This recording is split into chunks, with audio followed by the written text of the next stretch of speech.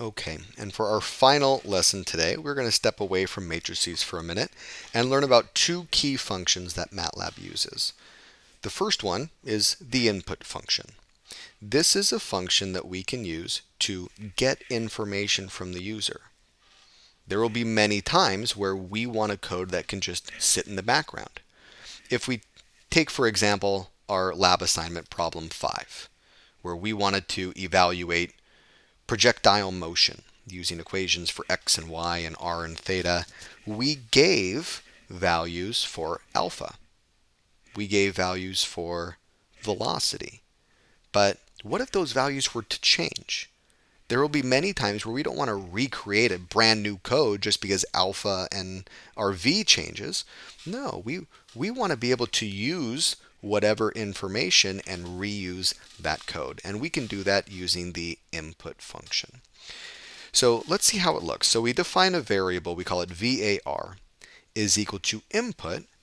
And then what we type is, you can see it's purple.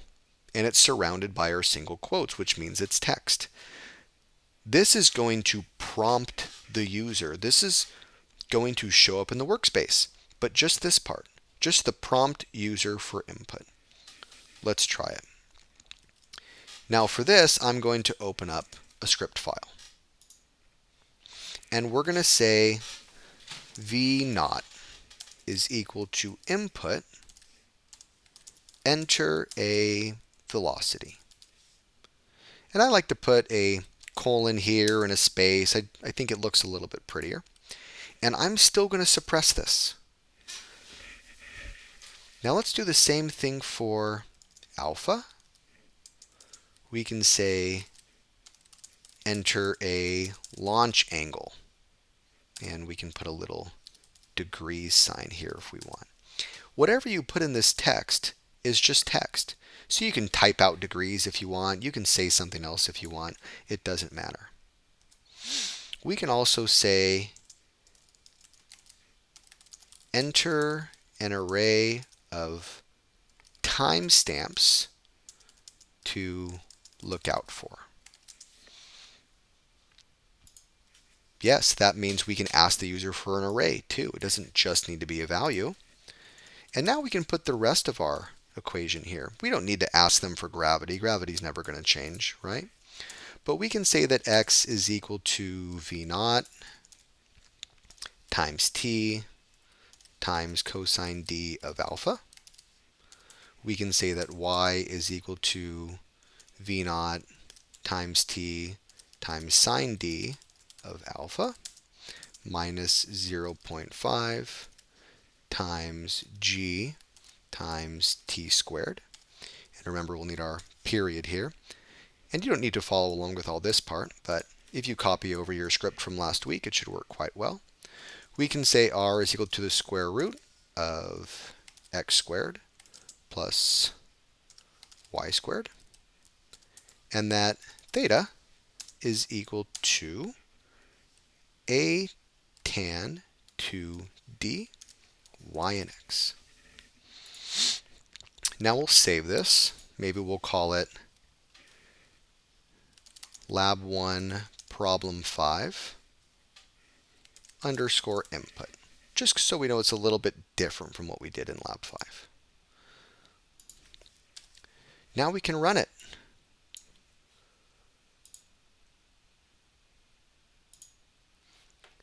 And it's asking for a velocity in the command window. Let's say, okay, it's 235. What launch angle? Well, we can have 72. Enter an array. Okay, we said 5, 15, and 25. And there we go. Now all of our values are right here. That way, if we want to run it again, we can put in entirely different values. We can put in 345, 47 degrees, and we want to see it at 12 seconds, 21 seconds, and 43 seconds, whatever it is. And every time our code will work now.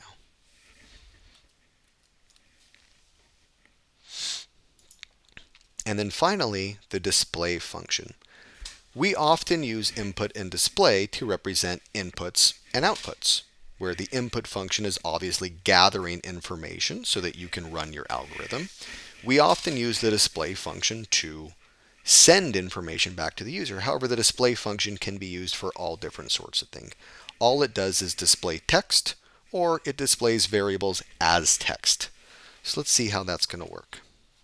The display function will look something like this. We can say something as simple as display R and display theta. That's one way to do it. Not the most common, but let's see what it does when we do it. We'll put in similar values of 235, 72, 5, 15, and 25. Now we get some results. However, they're not really that pretty, are they? No.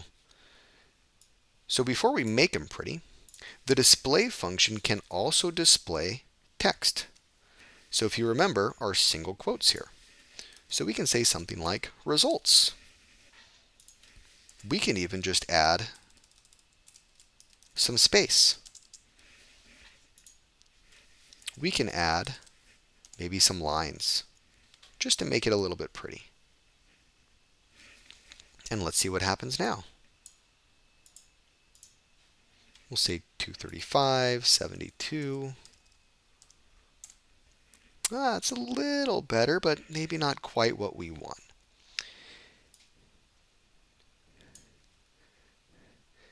Now, two functions we need to look at in order to make this really pretty is num2string or integer2string. So what this does is this takes a value, a number, usually a type double, and it converts it to text. Let's try it. I'm just going to go into the command window real quick. We'll clear everything, and we'll say num2string of 423. All this does is turn it into text. This right here is no longer usable as a number. I can't multiply this answer by 3. If I try, it's going to say, it's going to force an answer, actually. It's going to take the number 4, which is the ANSI value for it looks like 39, and multiply that by 3. But we know that 423 times 3 is not any of these numbers. So here's how we can use it. We can do something like this. We're going to enter the values of R,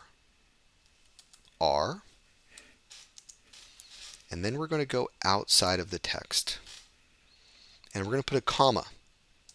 The comma means we're going out of the text, and we're going to put something else. R. Num2string R. It's going to change the values of R and turn them into text.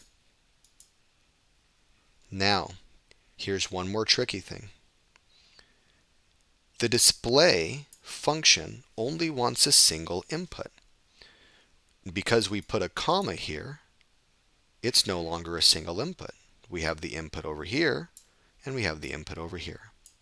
So to solve this, we need to surround the inside with square brackets. It's going to be a single array. And we can do the same thing for theta.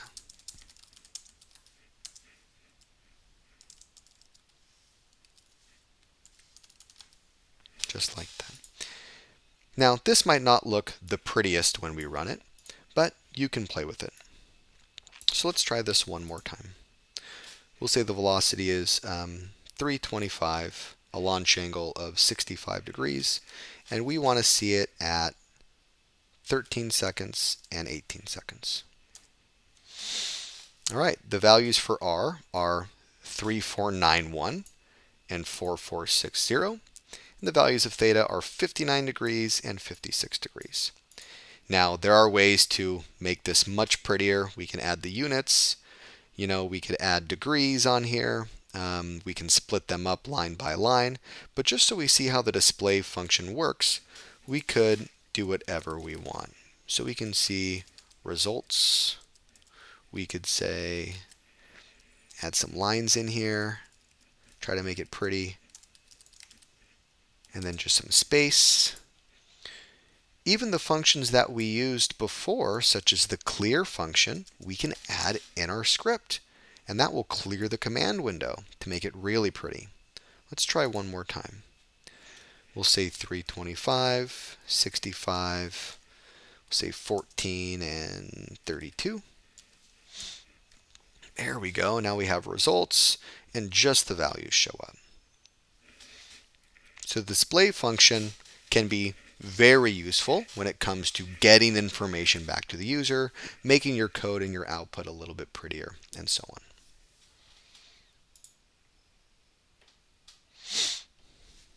Or what you can do is you can create a variable. This looks very similar to what we put in the display function, right?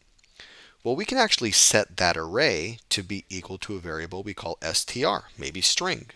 You can call this variable whatever you want, and then you can simply display that variable name.